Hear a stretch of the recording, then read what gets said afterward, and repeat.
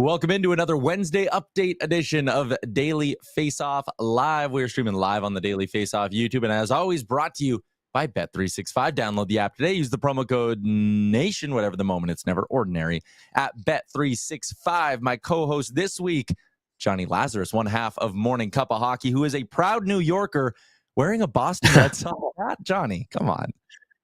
I do get a lot of crap when I wear this hat, but I've been clear, like I'm not a baseball fan by any means. And obviously I spent some time at UMass in Boston. So like I went to a Red Sox game, first game, and I bought the hat. And honestly, Tyler, you know me, I have like no shame. So I don't mind rocking this hat every now and then. I was going to say, so you wear that like out in public on the streets of New York, eh? No fear. I'm going to pick up Chipotle right after this. And yes, I will wear this in the streets of New York. And if someone says anything to me, I'll just be like, you know what, man, I don't care. Honestly, I kind of respect it. A couple of pieces of news to throw everyone's way before we jump into the show. The Montreal Canadiens signed Joe Veleno to a one-year deal worth $900,000, and Jay Pandolfo agreed to a multi-year extension to remain the head coach out at BU. So yes, we're at the part of the offseason where some fan base is getting excited over their team signing Joe Veleno. We don't need to spend any more time on that, though. We're going to be joined by our friend Cole Bagley from KSL Sports in Utah for our big segment today. But over the last 7 days, there's really only been one somewhat sizable piece of news in the NHL world, and that's the Buffalo Sabres avoiding arbitration and signing a 2-year deal with Bowan Byram. It comes with a $6.25 million AAV. The Sabres, of course, were set to take him to team-elected arbitration, which meant whatever the arbiter was going to award Byram, he could have chosen to take a second year and thus walk himself right to unrestricted free agency. They kind of just cut out all the crap and agree to a 2-year deal without having to go to arbitration. And I'll be honest, Johnny, my take is that I don't think this closes the door on the Sabres still trading him this summer. If anything, if I'm another team, I'm sitting there going, now I know exactly what he's making. I can trade for him right now and not run the risk of the arbitration number being something that I'm uncomfortable with. I'm not closing the door on him being moved out of Buffalo this summer. Are you? I just think this makes him a little bit less tradable because of the fact that he will be an unrestricted free agent in 2 years. So if you do trade for him, you know that he'll probably end up walking to see what the market is like in 2 years. I mean, how could you not, right? For a player like him, I think who also still has a lot to prove. I'm very high on Bowan Byram. I love watching him play. I actually really wanted him in New York for the Rangers. I thought he'd be a great fit here. But again, we're talking about a 24-year-old guy who's played 5 years in the NHL, only one 82-game season, which was this previous year. And I think his career high is 38 points. You know, it's not like he's a 50, 60-point defenseman yet.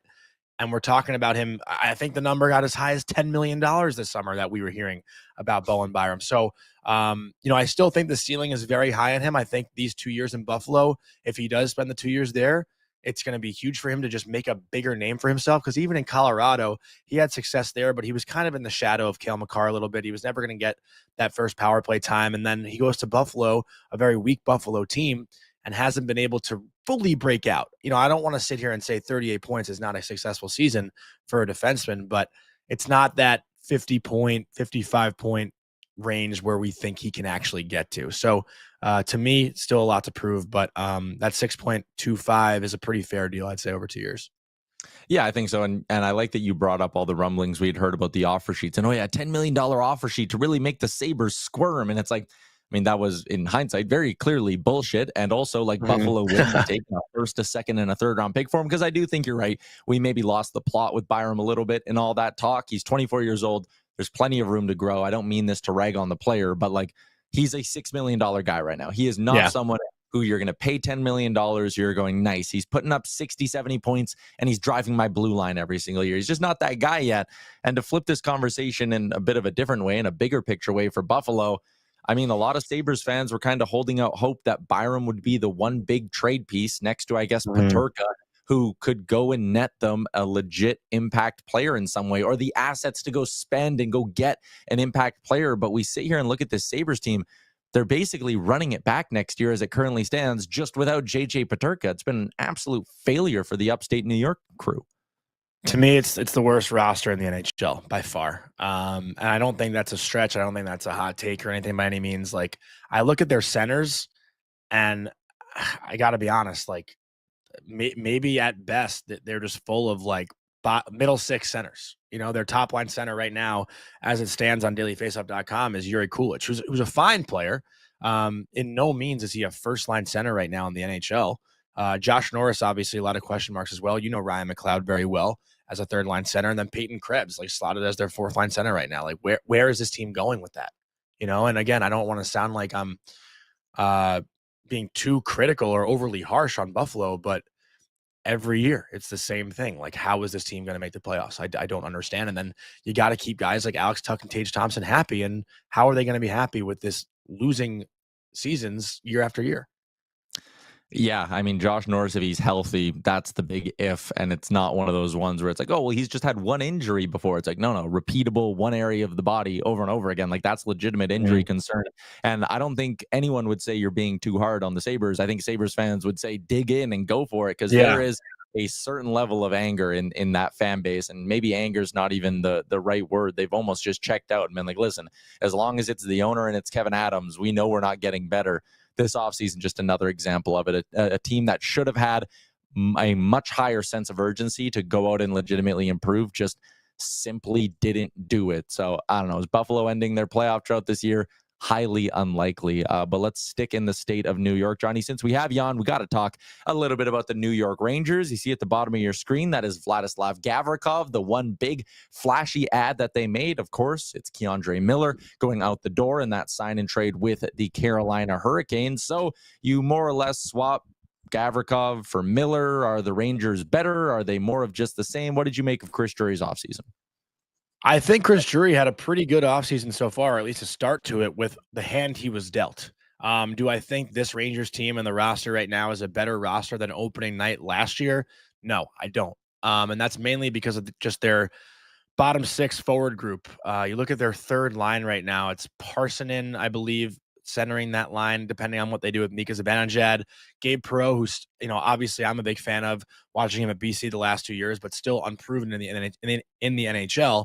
And Johnny Brodzinski on the right wing. And then their fourth line, it's Edstrom, Carrick, and Radish. Rempe might work his way in there. I assume he will. And I'm a fan of fourth line. I thought they were good together last year, and the three of them worked together before Edstrom got hurt. But the bottom six, their third line at the start of the year last year was Kakko, Hedel, and Cooley, and they were their most consistent line in the beginning of the season until Kaapo Kakko was traded to Seattle.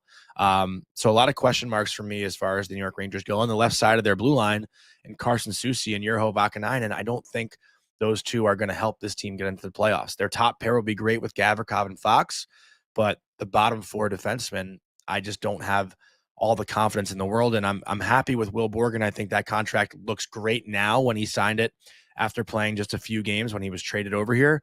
Braden Schneider has some question marks too, because he said on exit day that he's had a messed up shoulder for 2 years and is finally going to repair it this summer. So a lot of what ifs right now for the New York Rangers. And I do think there are three better teams in the Metropolitan Division. That's the Carolina Hurricanes, the Devils, and the Washington Capitals right now. There's a bad taste in my mouth from this previous season, but we'll see what Mike Sullivan and the new coaching staff can do. Yeah, new coaching staff. I didn't bring that up, and that's a good point. What I kind of find interesting here, and the Miller trade kind of allows this, because now you have 2 first-round picks in 2026. You have a second-rounder now. You have a third-rounder as well. This kind of opens up a couple of different paths for Chris Drury this season, though, right? If this team comes in and is better and is looking like a contender, he could realistically get to the deadline. And I mean, if they move one of their 8 defensemen off the roster, we're talking about 1.6-ish million in cap space that can accrue. They have picks. There's a path to them being good enough at the deadline where Chris Drury goes, all right, I'm going to go add something to this team. There's also a path, though, where it doesn't go well. And I heard Elliot Friedman speculating on the guy that's on your screen right now. There's a world, Johnny, where if this doesn't go well, you're getting something for Panarin at the deadline and not just letting him run to unrestricted free agency. I think that's what's going to happen. Wow. To me, I know some people have talked about John Tavares taking the pay cut to stay in Toronto, and maybe Panarin would do the same thing. I don't see that happening.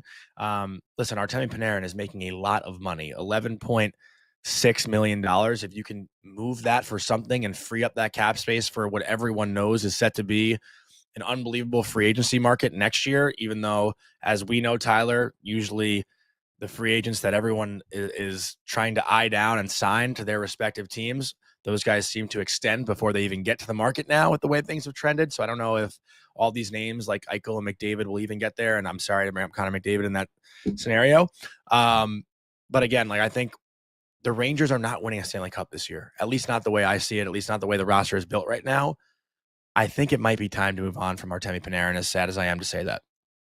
That's a beautiful bit of transition work from you, Johnny, because our next two conversations are about the two divisions in either conference and which ones hold the most true Stanley Cup contenders. So in the East, we'll start with the Metro, and our guy Pat Puff put together a really interesting graphic, and it's playoff rounds won by each division over the last 3 seasons. And you'll see the Metro is dead last with just 50, comparing it to 76 by the Atlantic. And I find that interesting because you look at this division right now, and you're right, I'm not calling the New York Rangers Cup contenders, and I'm not calling the New Jersey Devils Cup contenders at this point.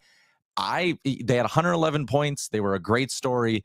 I don't think I'm calling the Washington Capitals Cup contenders. I honestly think the only contender in the Metro that you can legitimately look at and go, they can win the Stanley Cup next year, it's Carolina, and it's no one else. I'm with that. That's the only team I wrote down in the Metropolitan Division. I have 3, 6, 8 teams written down as true Cup contenders. I have 1 out of the Metro. I'll save the rest, I guess. But I'm with you, Tyler. And even with that, their goaltending is still a big question mark, right? Like they get to the conference final, and they've done so like twice in the past couple years. And when they get there, sure, they run into a very good Florida Panther team, but their goaltending is not able to steal them games, right? Carolina is a team that usually controls the pace of play, has the puck in their possession for a majority of the game, but they don't get those big time saves when they need it most, and that's what hurts them. So even though we are saying Carolina is probably, and I think most people would agree, the number 1 Cup contender out of the Metropolitan Division, still a big question mark in the blue paint for them.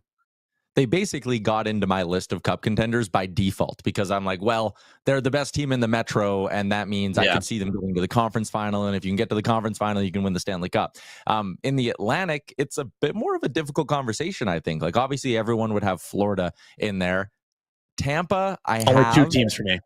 Yeah, I had Florida, Tampa, and then I winced and went, Toronto has $5 million in cap space, but like, I don't know if they sign Jack Roslovic, I'm not like, oh boy, watch out for the Leafs next year. So I had 2, Florida, Tampa, with Toronto on like a bit of a bubble spot. And then the one team I kind of had is like my fun wild card. How good is Montreal going to be next year? What if Demidov's a 70-point guy and you just add another 70-point guy to that lineup? And what if Dobson helps that blue line take a step forward and some of those young defenders take a big step? Like, I'm not going to sit here and try to, really convince our YouTube chat that the Habs can win the Stanley Cup. I'm just saying they might be more in that Leafs conversation than in the Senators conversation this year. It's a good point, saying that they're more in the Leafs category than Ottawa's category. But my one concern with Montreal, and again, the only Cup contenders I actually had in the Atlantic were Florida and Tampa. I had Tampa to beat Florida in the first round this year. I still think Nikita Kucherov is at the top of his game. Victor Hedman obviously is still one of the best defensemen in the league, and Andrei Vasilevsky was a Vezina candidate finalist this past season. So those 3 guys are still, playing at a very high level at this point of their careers. And to me, Kucherov could have been MVP the last 2 years in a row and hasn't gotten it. But back to Montreal, they are all skill right now. I don't know if I see any heaviness really outside of Josh Anderson. I know Gallagher can be a little bit of a pest. Suzuki, I'll give a lot of credit to. Like, he has some snarl to his game. It's a little bit quieter because maybe he flies under the radar. But Slavkovsky, I know he said he wants to play more like Matthew Tkachuk after 4 Nations, but I don't see it consistently enough from him. Also, a very slow first half of the season the past 2 years for Juraj Slavkovsky, and he's heated up in the second half. That line, to me, like Caulfield, Suzuki, and Slavkovsky, when they're buzzing, like they're one of the more fun lines in the NHL. They just need to be a little bit more consistent throughout the entire season. And then, Kirby Dach, how's his health going to look alongside Demidov and maybe Line A if that's their second line? Zach Bolduc, sneaky, great pickup for Montreal. I thought that trade for Mayu was a great piece of work by Kent Hughes and Gordon. Again, I don't know if Montreal is winning a round in the playoffs, though, right? Like that's to me what I would consider a contender. At least got to get to the second round, and I don't have a lot of faith that Montreal can do so. And Toronto, I really do think they're going to miss Mitch Marner. I do. I think fans were maybe too harsh to one individual player when it was a collective of guys that couldn't get it done. And I think this year we'll see Mitch Marner do well in Vegas. Well, on that note, let's go to the West, and we're running a little behind here. So I think we can breeze past the Pacific Division because are you just in agreement with me? Is it Edmonton, Vegas, and everyone else is just kind of like bleh? Okay, perfect. So we're good. We're on the same page. I do have Anaheim making the playoffs, though. I will say that. I think Anaheim's going to make the playoffs. Ooh, I don't mind that take. They're a little bit of like Montreal West, although there's another team I think deserves maybe that moniker as well. But let's go to the Central quickly before we get to Cole Bagley, and we're going to talk about Utah.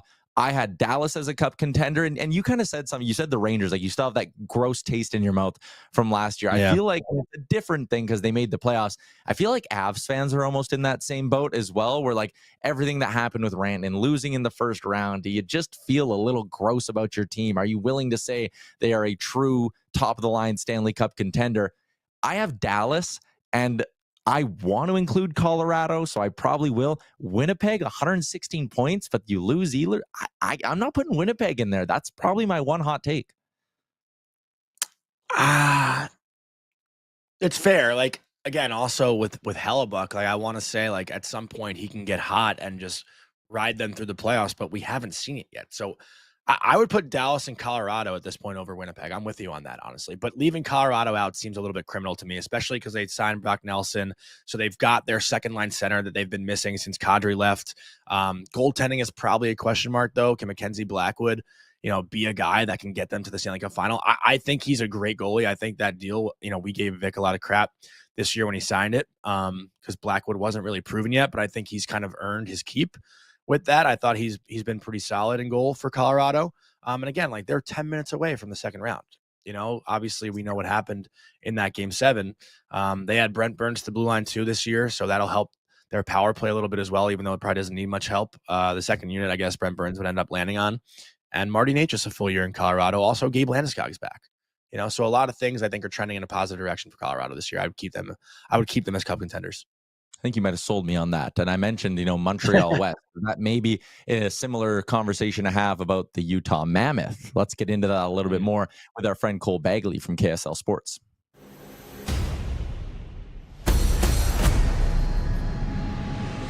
Always a pleasure to head out to Utah. Love the lid as well, Cole. Thank you for giving us some time here in the middle of July. And it's been a pretty busy offseason for you and everyone else covering the Mammoth. Last year, there was a 7-point gap between them and the final playoff spot. Did Bill Armstrong do enough this summer to convince you that they can make up that gap, or is there still more work to do for him? Yeah, I think, when you look at it on paper, this is a team that should definitely make the playoffs. Not that, I'm not saying, oh, for sure, book it now. The Mammoth are going to be, in the postseason next spring. But I think, when you look at the additions that Bill Armstrong was able to make during this offseason, it was all about, taking their big swing with Peterka and then adding depth and experience in free agency, with bringing in guys like Tanev and Schmidt, Vanacek, and Perunovic. They really just needed to kind of bolster themselves across the board. And I think that's what he was really able to do. Now, I know that a lot of fans were going, well, they didn't take the big swing that we were expecting them to. Well, they did. It just didn't come in the way that a lot of people had reported, right? They didn't get to enter the Marner or the Bennett sweepstakes, but what they did was add another young scorer in Peterka to help bolster that top 6. And what I like about that addition is it sticks to the timeline, right? It doesn't, tie them up. It doesn't, bring in some guy that's way ahead of, guys like Cooley and Gunther and even Keller and Sergachev based on their age. But it sticks to that young core that can be successful maybe 4 or 5 years down the road. Cole, is it crazy to say that even though this team didn't make the playoffs in their first year, that it was still a success? Like, what would that look like this coming season, right? Like, if they still have that winning record and you feel good about them, but they missed the playoffs, would you be able to call year 2 a success if that is the case? I think that one's tough because, the inaugural season, I think, was all about introducing hockey to the state of Utah, putting on a full 82-game schedule and, really allowing the community to embrace the NHL. So whatever happened on the ice was a success no matter what, right? Like we learned that hockey works in Utah, whereas in year 2, okay, we're getting serious now. Like we're in Utah's in the National Hockey League, and this team, it doesn't matter who you ask, whether it's the front office, whether it's players, whether it's staff, management, everyone is saying, look, we're taking that step out of the rebuild and we want to make the playoffs. We expect to make the playoffs. And so, I think if Utah doesn't make the postseason, not that it would be a huge or wild disappointment, but I would definitely look at it and say, yeah, they did not live up to expectations if they are not playing games, after the regular season this next year. And I want to ask you also, since you've been able to watch him up close, and we talked about him a little bit yesterday, so it's good to see you again 2 days in a row. But yeah, Clayton Keller, where he stands right now, as far as like the respect given to him throughout the National Hockey League, because he's left off Team USA and Four Nations. You got to think he'll make it this year for the Olympic team. He puts up 90 points last year, 30 goals, 60 assists. He's got 3 straight 30-plus goal seasons. Like, is he not one of the best players in the NHL that isn't talked about nearly enough? Like, where can we put Keller as far as this, like, most underrated guy in the league conversation goes? I think he's right up there. There was a post on X last week. I can't remember exactly what account. It may have been Flow Hockey or maybe Sleeper NHL. One of those that said, it had this like bar where it was like talent way up here and respect in the league was way down here. And I quoted that and I put that I think it's Clayton Keller. Not just because he's here in Utah and he plays for the team that I cover, but I genuinely think, like, you look at a guy that had 90 points this last season, who helped lead the United States to a gold medal for the first time in almost 100 years at World Championships. He's the youngest captain in the league, and it just feels like nobody's ever really talking about him. He's doing all these incredible things, and I think he is one of the most underrated players in the National Hockey League. And he downplayed the fact that he was left off Four Nations. Anytime you'd ask him about it, he'd say, it doesn't really matter to me. I think he took it personally, because he exploded from that point, with an unbelievable performance throughout the rest of the season. And every time he played the Minnesota Wild, they were generally beating the Wild, and Keller was at the forefront of that. I think he averaged like 2.5 or 3 points every time they played Minnesota after that. So he was letting Bill Guerin know, hey, you made a mistake leaving me off the roster. And I do expect him to make the Olympic roster after the season he had and what he did at the World Championships. He would be a massive snub if he is left off.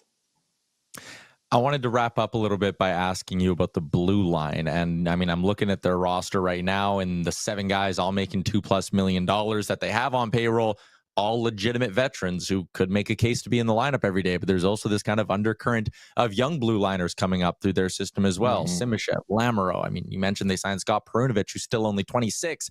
Is there a world where one of those 3 guys who aren't a member of that current 7 actually earn a job at a camp and force the Mammoth to make some tough decisions as early as this fall? Or do you think they're pretty set on letting the young guys go and develop a little bit in the AHL and just waiting to make that decision?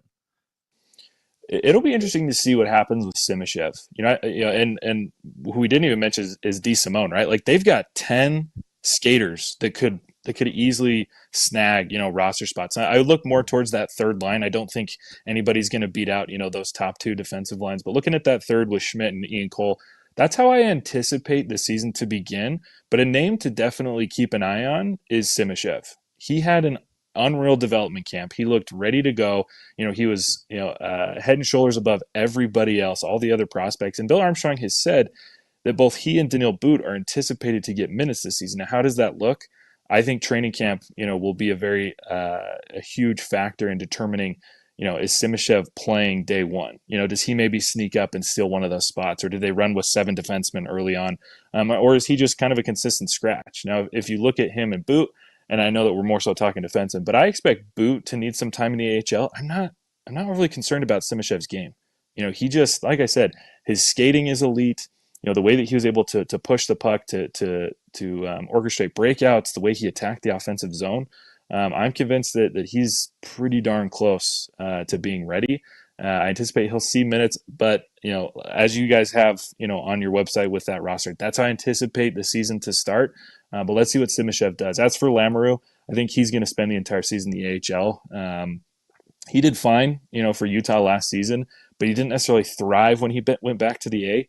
So, give him a full season. Let's see what he can do. And when some of those contracts come off the books a year from now, when Ian Cole's done and whatnot, maybe that's an opportunity for Lamoureux to kind of take a step next season. 10 potential NHL caliber defensemen. There are a lot of GMs around the league who are like, I can't find 6 of them. What is going on? But Cole, enjoy the rest of your summer. Appreciate you popping on. Thanks guys. Cole.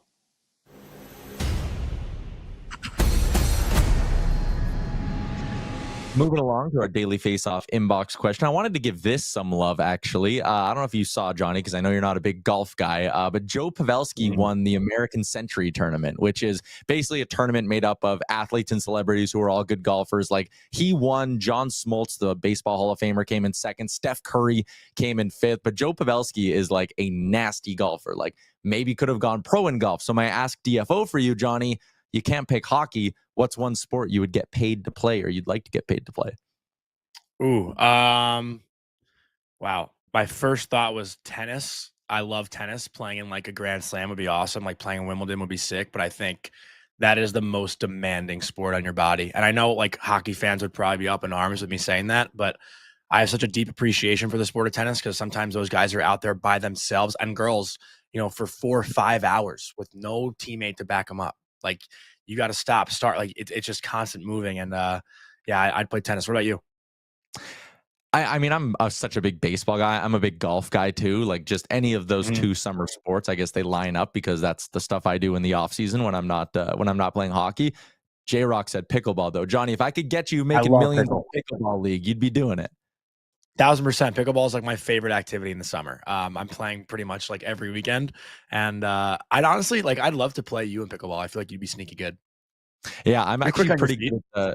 I'm good at the racket sports because I have a lot of reach, right? Like, I'm a pretty lanky individual, so I cover a lot of ground. Maybe we got to set up a Nation Network pickleball invitational somewhere. I would love that. Sign me up. Sign me up, and I'd be your partner. I don't think we'd lose. Honestly, we might not. I think we're probably two of the more athletic guys in the company, and I see there's a couple. Your producer Vic's in there. He might have something to say about it, but I don't mind. We can be a little cocky. We're the ones hosting the show today. Let's go to our daily bet 365. Download the app today. Use the promo code NATION. What do we have, Pat? Oh, we have the odds on which division will represent their conference in the Stanley Cup Final. So the big conversation we were having today, it's represented in the betting odds. You have the Atlantic as runaway favorites. Like, the Metro being plus 210 is crazy, especially when you consider it or contrast it to the West, where the Central and the Pacific are basically dead even. But Johnny, the betting odds back up everything we were saying. The Atlantic just looks miles better than the Metro, and I wouldn't be surprised if, again, there are 5 playoff teams once again coming from the Atlantic next year. Yeah, but the Central to me at minus 115 is pretty good odds because I think both of us agreed that they have the most teams that could be contenders in their division, right? The Pacific, we talked about just 2.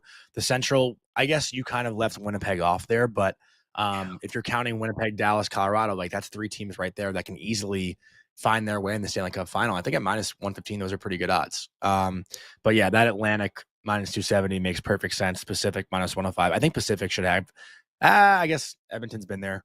So maybe that's different. I was gonna say they should have plus odds, but it's probably fair at minus 105.